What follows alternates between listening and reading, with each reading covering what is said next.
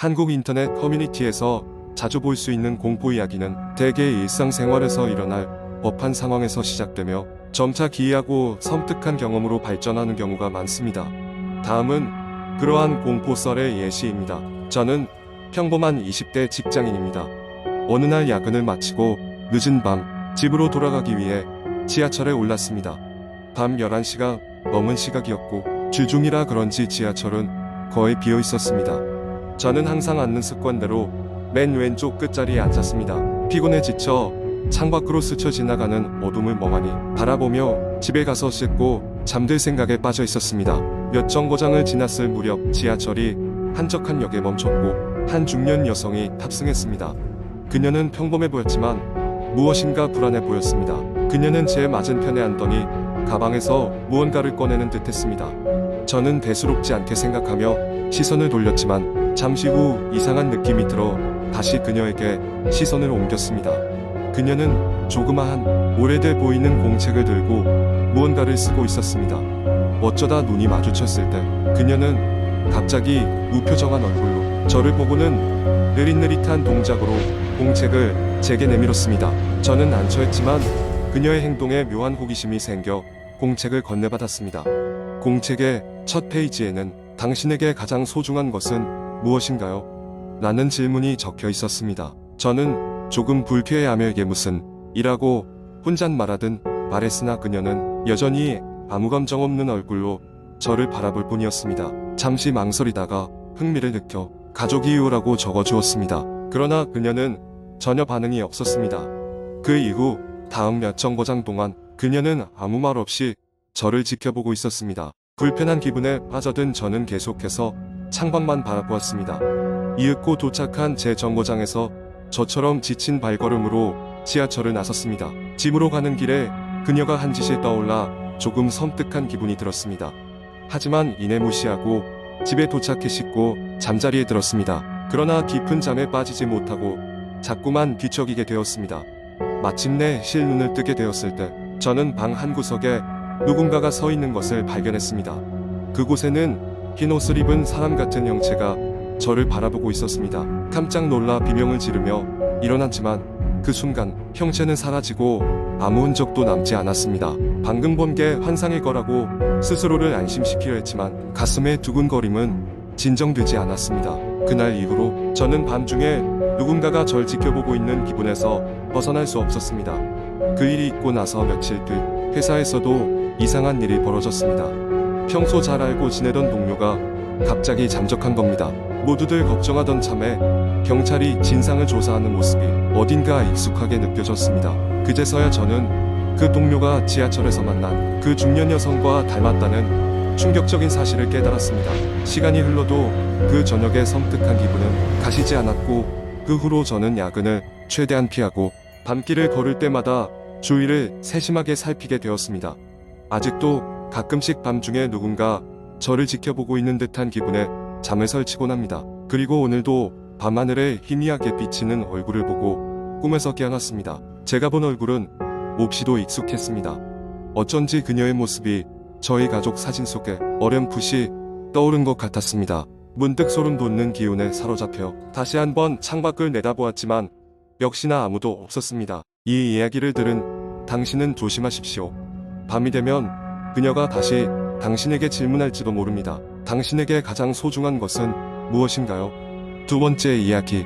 내가 서울의 한 대학에 입학한 첫 학기 나는 학교 기숙사에 들어가게 되었다. 새로운 사람들과 새로운 경험들로 가득 찬 시기를 보내게 될 것을 기대하면서 나는 기숙사 생활을 시작했다. 그러나 기숙사 생활은 처음부터 순탄하지 않았다. 아주 오래되고 으스스한 분위기의 건물은 적응하기 쉽지 않았고 특히 밤에는 더욱 그러했다. 특히나 내 방은 복도의 끝에 위치해 있었고 작은 창문을 통해 겨우 빛이 들어오는 그런 곳이었다. 그러나 무엇보다도 이상했던 것은 바로 맞은편 방에 살고 있는 룸메이트였다. 그는 나에게 친근하게 대했지만 항상 수상쩍은 행동을 보였다. 가끔씩 방에서 홀로 중얼거리거나 벽지를 뚫어지게 쳐다보는 모습이 목격되곤 했다. 어느 날 밤 나는 참을 수 없는 갈증에 잠에서 깼다. 옆 침대에서 나는 작은 빗줄기가 보였다. 룸메이트가 휴대전화로 무언가를 보고 있는 듯 했다. 그때 휴대전화에 알림이 울렸다. 한 번도 본 적 없는 번호로부터 온 메시지였다. 초대받은 자만이 진실을 목격할 수 있다. 나쁜 장난이라고 생각하고 무시하려고 했지만 계속해서 알림이 왔다. 각 메시지마다 점점 더 불안한 내용이 담겨 있었다. 그리고 마지막 메시지에는 복도 끝 방으로 와라라는 문구가 있었다. 나는 고민 끝에 메시지의 지시에 따르기로 했다. 그때 나도 모르게 룸메이트가 헐깃 나를 보고 있던 것을 깨달았다. 그의 쓸쓸하고도 불안한 눈빛은 당혹스러울 정도였다. 나는 좋은 결정을 한 것인지 의심스러웠지만 호기심이 나를 이끌었다. 복도를 걸으면서 나는 점점 더 어두워지는 기분이 들었다. 복도 끝에 이르러 나는 문고리를 잡고 문을 밀었다. 그리고 그곳에 들어선 순간 나는 믿을 수 없는 광경을 목격했다. 방 안에는 오랫동안 아무도 사용하지 않았을 것 같은 낡은 가구들과 벽에는 이 땅에서 일어난 각종 사건들을 다룬 신문 기사들이 빼곡히 붙어 있었다. 그리고 그 중앙에는 한 남자가 있었고 방에 벽을 등지고 서 있었다. 그는 낡은 코트를 입고 있었는데 무언가에 깊게 몰두한 것처럼 보였다. 여기까지 왔군요. 그 남자가 말했다. 당신도 초대받았나요? 나는 말을 잃고 고개만 끄덕였다. 그는 내게 다가오며 작게 웃더니 방 한 구석에 있던 의자에 앉으라고 손짓했다. 두려움과 호기심이 교차하는 가운데 나는 그가 말하는 것을 듣기 시작했다. 이 방은 단순한 방이 아닙니다. 여기는 우리 학교 아니요. 어쩌면 이 나라의 어두운 비밀들을 간직한 공간이죠. 그는 말을 멈추고 잠깐 주변을 둘러본 말을 이었다. 여기 있는 자료들 그리고 제가 수집한 정보들은 모두 연결되어 있어요. 저는 진실을 밝히고 싶어요. 그런데 그들은 저를 찾고 있습니다. 그래서 당신을 초대한 겁니다.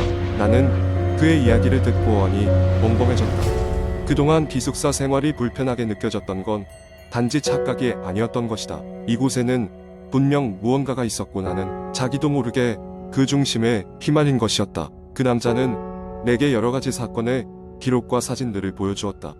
사진에는 일련의 기이한 현상들, 미스터리한 인물들, 그리고 그들의 연결고리가 담겨 있었다. 그리고 그 모든 것에 우리의 학교가 깊숙이 관련되어 있었다.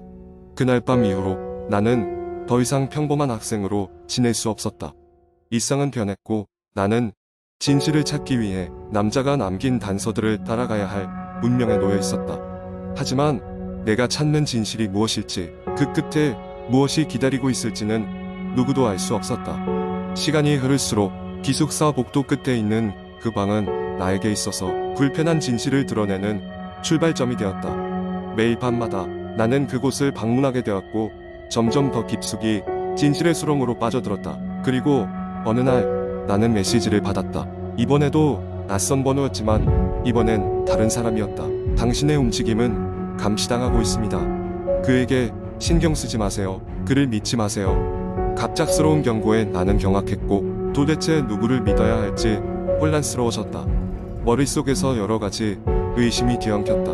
그러나 한 가지 확실한 것은 나는 이미 피할 수 없는 운명의 흐름 속에 들어왔다는 사실이었다. 세 번째 이야기. 한국 인터넷에서 흔히 볼 수 있는 공포썰은 많은 사람들이 한밤중에 읽다가 등골이 서늘해지는 경험을 하는 이야기들입니다. 이 이야기는 어느 한적한 시골 마을에서 시작됩니다.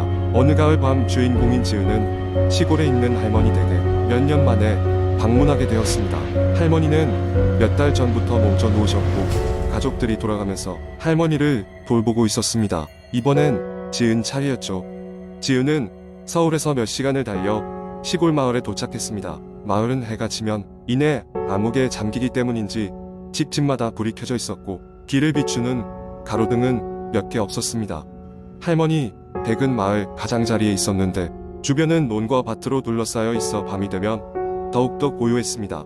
지은이 집에 도착했을 때 할머니는 침대에 누워 계셨습니다. 건강은 좋지 않으셨지만 무언가 말하려는 듯한 눈빛이었습니다. 지은은 할머니를 안심시키며 시골에서 보내는 며칠 동안 휴식을 취할 계획을 짰습니다. 그날 밤 지은은 할머니가 주무시고 계신지 확인한 후 침대에 누웠습니다. 침대에 누운 지 얼마 지나지 않아 이상한 소리를 들었습니다. 처음에는 바람이 부는 소리라 생각했지만 곧 그 소리는 누군가 문을 긁는 소리처럼 변해갔습니다. 지은은 무언가 이상함을 느끼고 할머니 방으로 가보았지만 할머니는 아직 깊은 잠에 빠져 있었습니다. 소리는 여전히 계속되었고 이번에는 더욱 가까워진 듯 했습니다. 지은은 소리가 나는 곳을 찾기 위해 집안을 둘러보기 시작했습니다. 소리는 주방 쪽에서 나는 것 같았습니다. 불안을 느끼면서도 지은은 조심스럽게 주방으로 다가갔습니다. 주방 창문 너머로 희미하게 무엇인가가 지나가는 모습이 보였습니다. 깜짝 놀라 뒷걸음질 치던 지은은 의자에 걸려 넘어지고 말았습니다. 소리는 사라졌고 지은은 심장이 뛰는 것을 진정시키며 조심스럽게 창문을 확인했습니다. 밖은 어두운 분이었고 아무것도 보이지 않았습니다. 그날 밤 이후로도 이상한 일들은 계속되었습니다. 문득 거실을 지나던 중에 누군가 지켜보는 듯한 착각이 들기도 했습니다. 하지만 지은은 안정을 찾으려 애썼습니다. 며칠 뒤 지은은 호기심에 시골 마을의 오래된 전설에 대해 물어보았습니다.